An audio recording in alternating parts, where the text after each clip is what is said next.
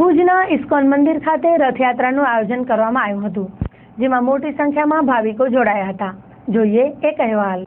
ભુજના સરદાર પટેલ નગર ખાતે આવેલા ઇસ્કોન મંદિર ખાતે રથયાત્રાનું આયોજન કરવામાં આવ્યું હતું, જેમાં મોટી સંખ્યામાં શ્રદ્ધાળુઓ ઉમટી પડ્યા હતા. ભુજના સરદાર પટેલ નગર ખાતે ઇસ્કોન સત્સંગ સભા ચાલે છે, જેમાં નિયમિત રીતે સંતોના પ્રવચન, કીર્તન સહિતની ધાર્મિક પ્રવૃત્તિઓ કરવામાં આવે છે. ત્યારે ભગવાન જગન્નાથની રથયાત્રા નિમિત્તે રવિવારે સાંજે ઇસ્કોન મંદિર ખાતે ભગવાનની રથયાત્રાનું આયોજન કરવામાં આવ્યું હતું, જેમાં સત્સંગીઓએ ભગવાનનું રથ ખેંચીને તેમની પરિક્રમા પૂરી કરાવી હતી. ત્યારબાદ ભુજ મંદિર ખાતે ભગવાનને અન્નકોટ ધરાવવામાં આવ્યો હતો, જેમાં મોટી સંખ્યામાં ભાવિકો મન મૂકીને ઝૂમ્યા હતા.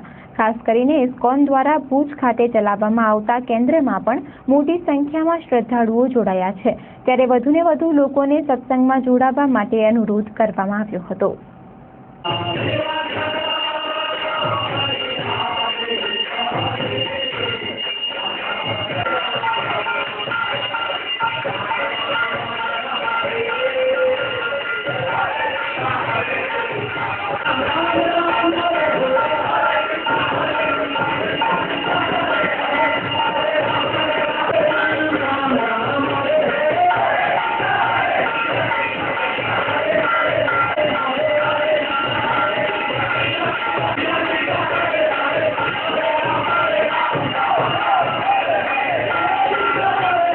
चैतन्य महाप्रभु दास इस्कोन वल्लभ विद्यानगर थी इस्कोन भुज में आ बीजी बार नानी रथयात्रा आयोजन कर्यो, जेमा सरदार पटेल नगर सोसायटी में ત્યાં ઇસ્કોન મંદિરમાં રથયાત્રા લાયા.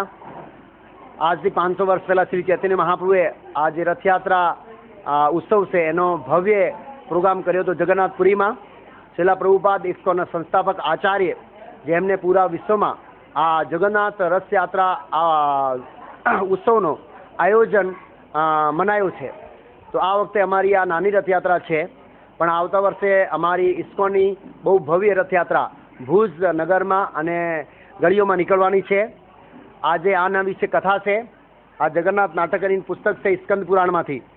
એમાં જગન્નાથ ભગવાનનો રૂપ આવું કેમ છે, એટલે જગન્નાથની આંખો આવું કેમ છે, હાથ અંદર કેમ ગતર્યા છે, રથયાત્રા શા માટે ખેંચીએ છે, અને આ જગન્નાથ ભગવાન જગન્નાથપુરીમાં કેવી રીતે પ્રકટ થયા એ કથાનો આજે આ પ્રવચનમાં અમે વિવેચન કરવાના છીએ. જગન્નાથ ભગવાન માટે 56 ભોગનો પણ આ ભુજ ઇસ્કોનમાં આયોજન કરવામાં આવેલું છે. આ સિવાય દર રવિવારે ઇસ્કોન ભુજમાં આ હરિહર રોડ અને સરદાર પટેલ નગર સોસાયટીમાં અહીંયા હોલની અંદર દર રવિવારે સાંજે આરતી, કીર્તન અને પછી ભગવદ્ ગીતા ઉપર પ્રવચન થાય છે. તો આ બધા ભુજના ભક્તોને હું હાર્દિક આમંત્રણ આપું છું कि आ प्रोग्राम में भाग ले और छिले फीस्ट प्रसादों पर आयोजन करवामा आव्યું છે. हरे कृष्णा. मैं अभी इस्कोन भुज में खड़ा हुआ हूँ. यहाँ पे भगवान श्री राधा कृष्ण राधा गिरधारी की प्रतिमा का विसर्जन है, गुल्लखर है.